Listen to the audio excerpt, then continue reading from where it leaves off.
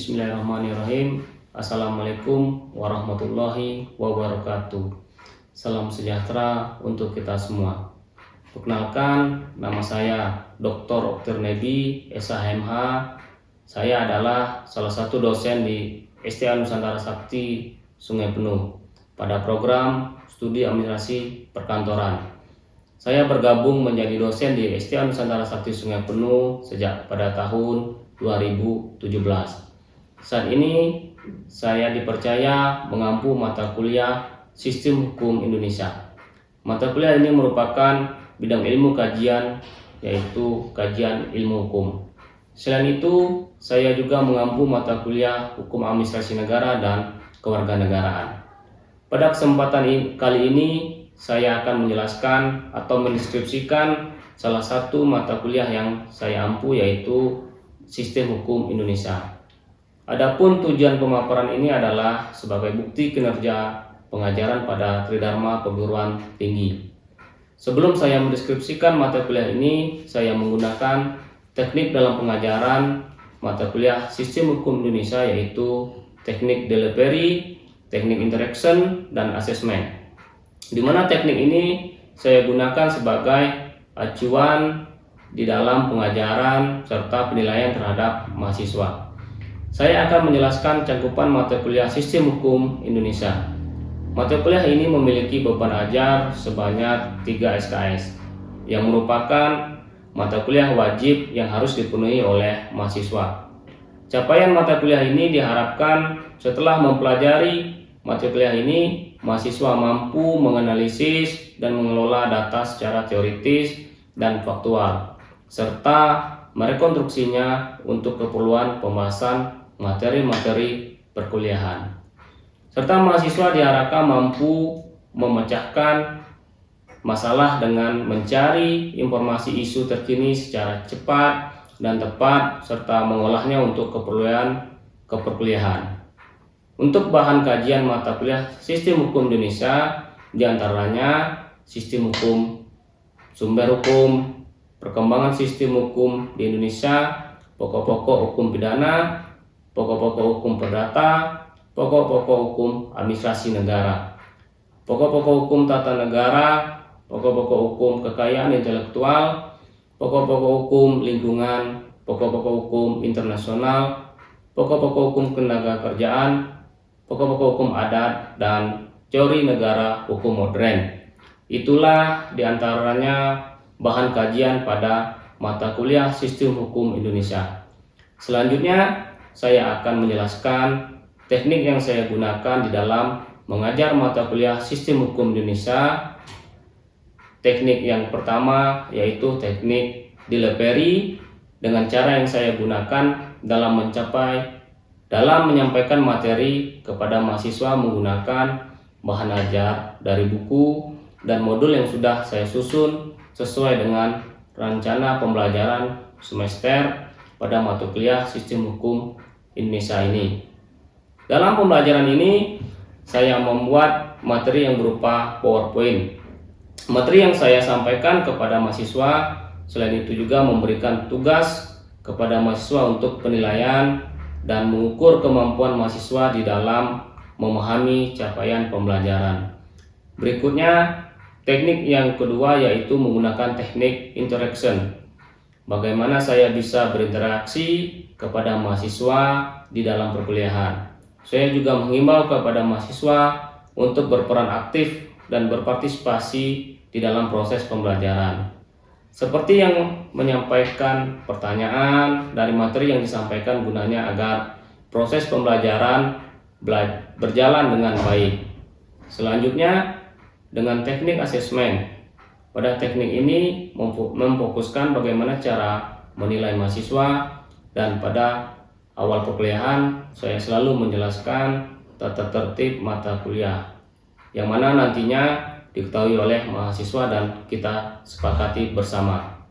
Adapun komposisi di dalam penilaian mata kuliah Sistem Hukum Indonesia diantaranya adalah yang pertama, kehadiran mahasiswa 15%, yang kedua, tugas mahasiswa 10%, yang ketiga, nilai mid semester sebesar 30%, dan terakhir nilai ujian akhir semester sebesar 45%. Komposisi ini akan saya akumulasikan untuk mendapatkan nilai akhir mahasiswa. Di samping itu, saya juga melihat keaktifan dan keterlibatan mahasiswa di dalam perkuliahan sebagai nilai tambahan untuk nilai akhir semester tersebut. Berikutnya, saya juga akan menyampaikan cuplikan perkuliahan saya di dalam mengajar melalui proses pembelajaran tatap muka. Kita mulai Bapak Ibu ya. Bismillahirrahmanirrahim. Assalamualaikum warahmatullahi wabarakatuh. Saat ini saya ngasih mata kuliah mengenai sistem hukum di Indonesia. Mungkin Bapak Ibu bakalan paham apa itu sistem hukum. Kita baca-baca referensi atau apa. Karena di sini berbagai dinas atau instansi, kelas ya Bapak Ibu ya. Nah, di sini saya diberi kepercayaan oleh kampus untuk menampung mata kelas sistem hukum di Indonesia. Bapak Ibu mungkin dulu sudah belajar hukum administrasi, sudah hukum administrasi belum ya? Jadi di sini pengertian sistem, Bapak Ibu bisa lihat di atas di fokus. Sistem itu perangkat untuk secara teratur saling berkaitan sehingga suatu totalitas. Ya. Dalam bahasa Yunani, sistema dapat diartikan sebagai keseluruhan yang terdiri dari berbagai macam bagian. Nah, di sini saya yakin Bapak Ibu banyak kegiatan, ada yang dari anggota.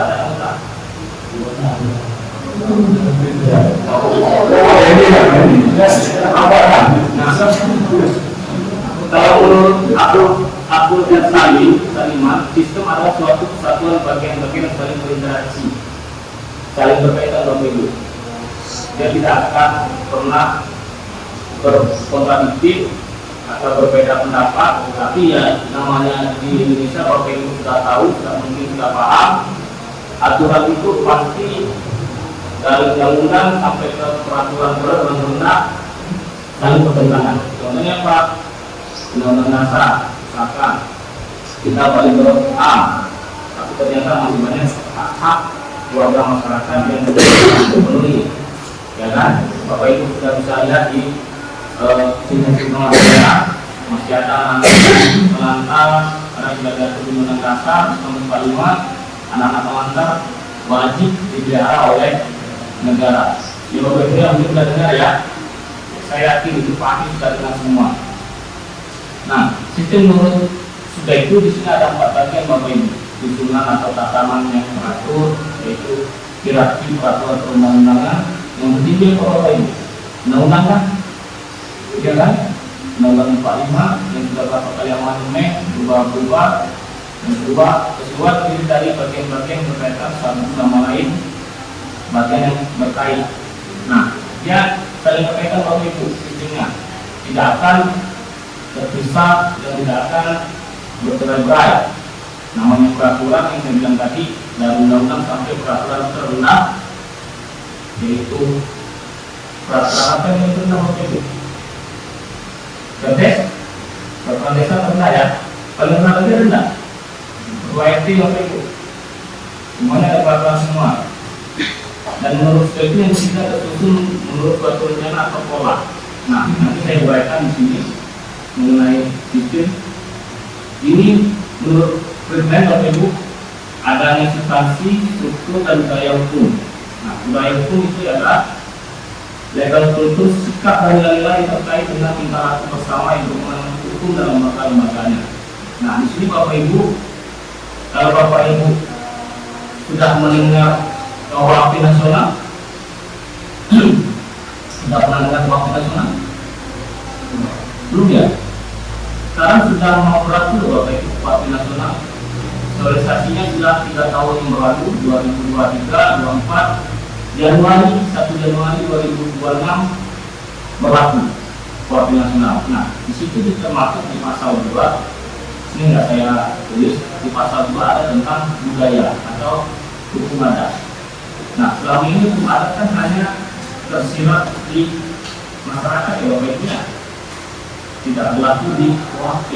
Tapi sekarang semenjak dilakukannya RUU KUHP dan akan berlaku per 1 Januari 2026, budaya hukum atau hukum adat boleh dilakukan Bapak Ibu. Contohnya apa? Misalkan salah satu di desa ada yang Bapak Ibu kenalnya lah, misalkan di desanya ada ketangkap tangan berbuat kumpul kebo atau apa, pernah ya? Biasanya kan di arak-arak kan, jarak di kampung. Kadang sanksinya tidak cuma di situ, tapi di KUHP nasional yang terbaru akan dikenakan sanksi. Contohnya apa? Misalkan si Ilham ini cowok berpacaran dengan si Teti, kalau masih muda kan tidak ada sanksinya ya Bapak Ibu ya. Kalau yang sudah menikah ada pasal zinanya. Misalkan Mas apa namanya ini? Apa namanya?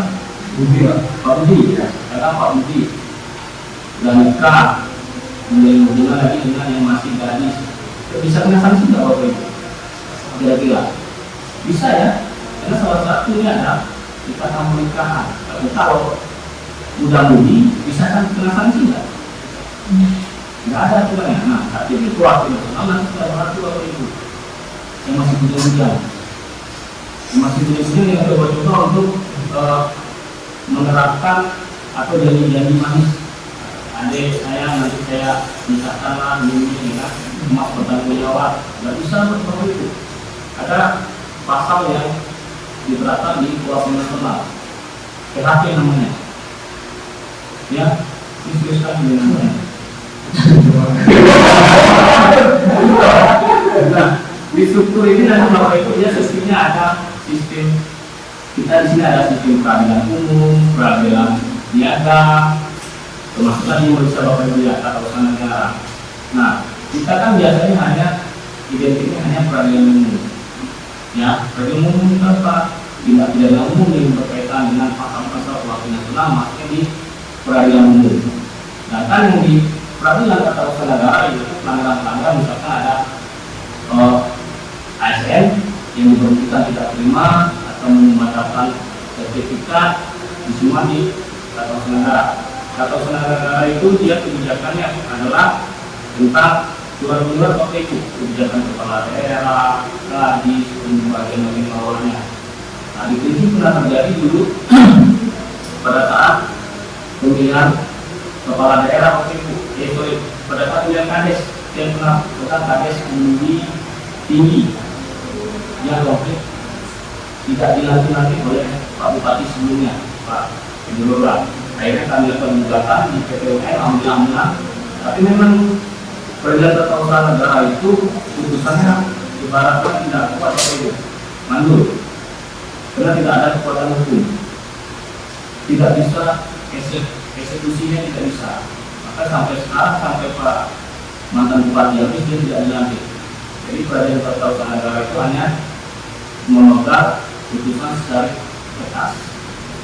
Beda dengan peradilan umum. Peradilan umum Bapak Ibu, kalau peradilan umum Ilham sudah diponis majelis, dia pun masih bisa dipenjara, masih bisa dikurung, eksekusinya ada. Nah, ternyata dengan perdata bisa eksekusi. Bapak Ibu pernah lihat eksekusi perdata dulu yang dirobohkan rumahnya Bapak Ibu? Pernah tuh ada di Sulak, letak SPBU ada atau yang mana di situ? Ah ya Mas, dari Batam, kan yang itu kan. Tapi kita nggak bisa melawan perintah negara, ya. Terus peradilan militer. Nah, kita di sini di provinsi Jambi peradilan militer belum ada Bapak Ibu, hanya berada di Sulsel. Kita lanjut. Nah, nanti di sini saya tujuan sistem hukum. Bapak Ibu bisa lihat tujuan sistem hukum menciptakan ketertiban dan keadilan dalam masyarakat, serta melindungi hak dan kewajiban setiap individu. Nah, baliknya ke hak personal Bapak Ibu lagi. Setiap individu Bapak Ibu dilindungi oleh negara. Nah, kenapa dilindungi negara itu Pak? Sekarang ini kan begini sama Pak Budi, pasti saya mengatur nantinya itu ya. Ya kan? Makanya kita tidak boleh intervensi temannya masing-masing. Peraturan yang dibuat atau undang yang dibuatnya sebagai aturan yang tertulis. Misalnya siapa? Aparat penegak hukum. Lebihnya kita sebagai masyarakat biasa, ketika hak-hak kita sudah dilanggar atau sudah diganggu orang lain, tentu kita akan memegang hak tersebut. Betul nggak Bapak Ibu? Dengan pemilihan kita sebenarnya pemilihan kedua, oke. Nah, di sini unsur sistem hukum ada 4: tatanan hukum, perencanaan hukum, pembentukan hukum, pengembangan hukum. Nah, ini dari 4 ini perannya adalah pemerintah Bapak Ibu. Kita masyarakat hanya wait and see, menunggu. Tatanan hukum yang membuat peraturan siapa Bapak Ibu? DPR. Misalkan perencanaannya adalah nanti ada namanya rancangan, misalkan daerah, rancangan pembuatan peraturan daerah itu DPRD kota dan kabupaten. Nah, nanti pembentukan dan pengembangan hukum, balik tadi pengembangan hukumnya tergantung kondisi kehidupan masyarakat di Indonesia. Nah, makanya berubah KUHP nasional, tapi kita sudah berubah karena lingkup masyarakat sudah berubah total Bapak Ibu. Dulu KUHP tidak ada ya Bapak Ibu. Kita menolong pembinaan apa kan? Ya kalau minggu orang kena pasal 351 penganiayaan, kan juga kalau pembunuhan kena 340. Nah di sini pengembangan sistem hukum di Indonesia insya Allah kalau menurut saya sudah mulai bagus mekanismenya. Kenapa saya bilang bagus? Nah tatanannya sudah berubah semua, mulai dari peradilan Mahkamah Konstitusi yang sengketa pilkada Bapak Ibu. Pernah dengar? Pernah kan di kabupaten sama kota semua kan? Waktu yang kalah pilgub tinggi ajukan gugatan ke MK Mahkamah Konstitusi, yang kota mengajukan gugatan ke Mahkamah Konstitusi, akhirnya sama-sama siapa yang ngajukan kalah juga kan.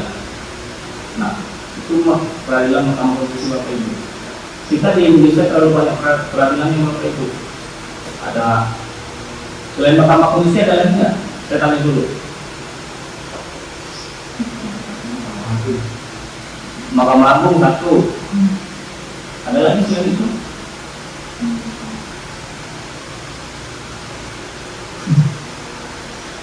Nah, Mahkamah Agung itu sudah paling atasnya Bapak Ibu. Di bawahnya lagi ada Pengadilan Tinggi, Pengadilan Negeri, itu cakupannya. Ya.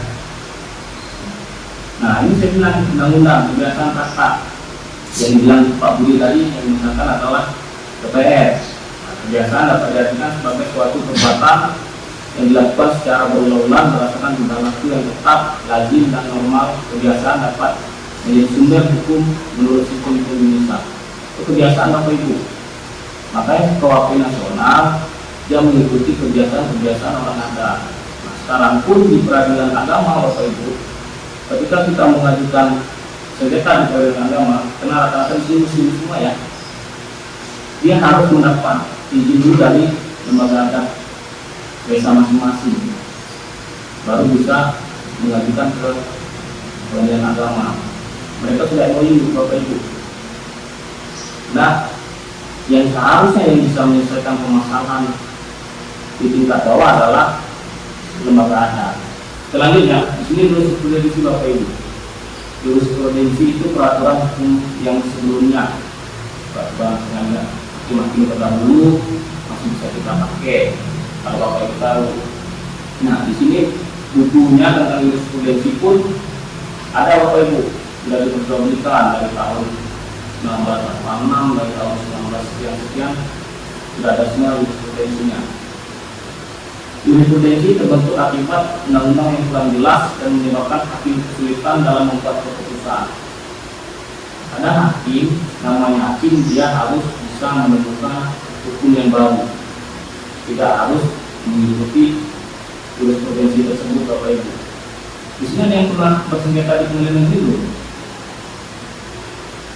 Coba. Jangan ya Pak. Jangan. Nanti sengketa yang lain deh. Biar pada sengketa di pengadilan negeri susah juga.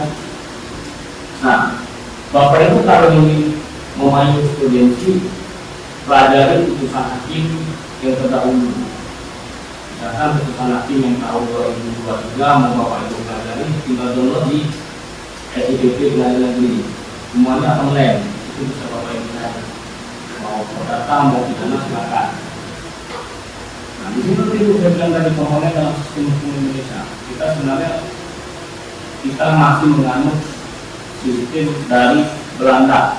Karena Belanda yang menjajah Indonesia berapa lama Bapak Ibu? Paling lama kan 300 sekian kan? Makanya sekarang Indonesia sudah mulai pintar dengan adanya kuhp nasional, bukannya adanya kuhp nasional. Dulu semua peraturan yang dibuat oleh DPR masih menganut ke Belanda. Maka yang berubah dimasukkanlah hukum ada di sekarang. Bapak Ibu boleh searching pasal 2 kuhp nasional. Kita aja di kejadian ini masalahnya kuhp nasional keluar itu pasal 2 kematan yaitu hukum yang diciptakan melalui kegiatan masyarakat. Nah di sini pun kita sudah bisa buat peraturan sebenarnya Bapak Ibu. Peraturan ada misalkan Pak Budi membuat apa silakan. Dengan ada semua itu bisa kemana? Dulu. Pak Budi ada di desa ada kemananya? Ada kan? Ada pasti ada. Kalau jurisprudensi hukum yang diciptakan oleh tim, ya beda nih. Hukum tertulis itu tadi undang-undang sampai peraturan terendah di bawahnya. Nah, hukum adat dia tidak tertulis oleh Ibu, cuma tersirat, tidak bisa dilakukan ke hukum nasional atau hukum positif yang ada di Indonesia. Nah, kalau diterapkan hukum adat, jadi kuat orang adat kalau Ibu. Ketika dia mau menghukum Pak Budi atau menghukum Ilham, tidak masalah. Karena orang adat akan membuat keputusan. Ada salah, ada melanggar hilang, karena mohon maaf. Contohnya orang di dusun kami aja orang adatnya udah buat uang semua Bapak Ibu. Kadang mau memutus hasil rapat adat dia sudah ngantuk dia. Ya, kalau di daerah lain saya yakin udah banyak bilangnya lah orang adat nggak paham. Ya, kalau sih ada bertanya Bapak Ibu. Kenapa? Iya, langsung Pak. Mungkin saya tanyakan masalah hukum. Bagaimana yang dikatakan sumber sistem hukum material dengan hukum formil dan bagaimana hukum? Nah, sistem hukum itu ada imaterial, material, dan formil. Nah, kalau imaterial itu akan Pak fisik, ya. Kalau imaterial tidak bisa, dia jadi material formil itu hanya dalam gugatan perdata. Maka saya bilang Bapak Ibu pernah bercerita dulu di peradilan. Kalau sudah pernah bercerita di pengadilan, biasanya bakalan ada minta pertanggungjawaban material, kerugian material, kerugian material ya Pak, itu yang dimaksudkan. Nah, kalau kerugian material Bapak Ibu bisa bingung. Misalkan saya sebut tadi nih, Bapak saya kemana? Pak Armanto, misalkan berkelahi nih, kan ada kerugian materialnya ya Pak. Biaya korban, biaya pemilah, kalau material gimana Pak? Kalau material bisa itu enggak? Kira-kira Pak Armanto. Kalau bagi saya rasa itu nggak bisa itu. Dulu kalau termasuk di gunakan, dengan negara termasuk di gunakan, Ya pasti ada. Makanya kalau itu imaterial itu sesuka atau ibaratnya taksiran dari Pak Armanto. Kami pun di peradilan sering kami terapkan di situ juga. Harus kami minta material. Kalau formilnya itu akan mengalir. Sistem hukum di Indonesia dia masih menganut tentang Eropa kontinental Bapak Ibu. Sipilo ini zaman Sipilo, dengar nggak? Common law, nggak? Kenal? Kita masih itu dan masuklah budaya. Akhirnya budaya harus masuk Bapak Ibu. Tidak boleh ditinggalkan sistem budaya. Walaupun ini saya bilang tadi, dia hanya tersirat dan tidak punya kekuatan hukum tetap. Kalau Sipilo, Eropa kontinental, common law, ini sudah ada dulu Bapak Ibu. Dari zaman ini mulai sudah ada dia. Nah, Sipilo ini mempunyai 3 karakteristik: kodifikasi, hakim tidak terikat pada presiden, tinggal undang-undang, menjadi sumber hukum yang pertama. Nah, di sini mungkin Bapak Ibu bisa lihat yang poin kedua. Saya yakin Bapak Ibu agak inilah ya, kesini lah kali ya. Hakim tidak terikat kepada presiden, sehingga undang-undang menjadi sumber hukum yang pertama. Saya rasa Bapak Ibu akan sini sudah ini. Dan Pak Mantu ya, yakin saya. Bapak saya jelaskan, kurang Pak, saya tidak kenapa pasti ya enggak. Kenapa? Contohnya ini kita sudah lihat bagaimana Mahkamah Konstitusi untuk melegalkan si A, si B, si C menjadi cawapres dengan cara akal, akhirnya diturunkan umur ya, umur salah satu kandidat calon kemarin. Alhamdulillah menjadi orang nomor 2 ya sekarang kan. Nah, itu makanya saya bilang kalau Bapak Ibu memahami yang sistem Sipilo, mungkin Bapak Ibu kesini sudah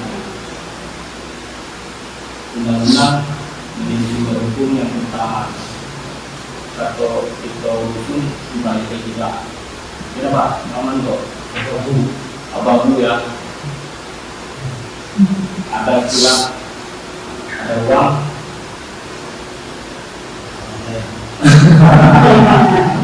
Itu ada uang bisa menang perkara, ya kan? Itu kalau kata orang awam. Tapi saya yakinlah sistem hukum di Indonesia kan berbenah sedemikian rupa. Mudah-mudahan dapat dengan presiden baru dapat mengubah tatanan sistem hukum Indonesia. Oke Bapak Ibu, cukup ya. Saya rasa cukup penjelasan yang diberikan tentang sistem hukum. Insya Allah pada tahun minggu depan, next kita ketemu lagi. Saya berikan ketemu diskusi. Mudah-mudahan semester besok ketemu dengan saya masa kuliah. Lagi Bapak Ibu ya. Tindak pidana korupsi ada. Nanti ketemu dengan saya kasih materi. Belum saya tutup, ada pertanyaan itu Bapak Ibu? Cukup? Itu ya, terima kasih Bapak Ibu atas waktunya. Bila kita akan minggu depan, saya akhiri. Wassalamualaikum warahmatullahi wabarakatuh. Sekian video pembelajaran mata kuliah Sistem Hukum Indonesia tersebut. Saya ucapkan terima kasih. Wabillahi taufiq wal hidayah. Wassalamualaikum warahmatullahi wabarakatuh.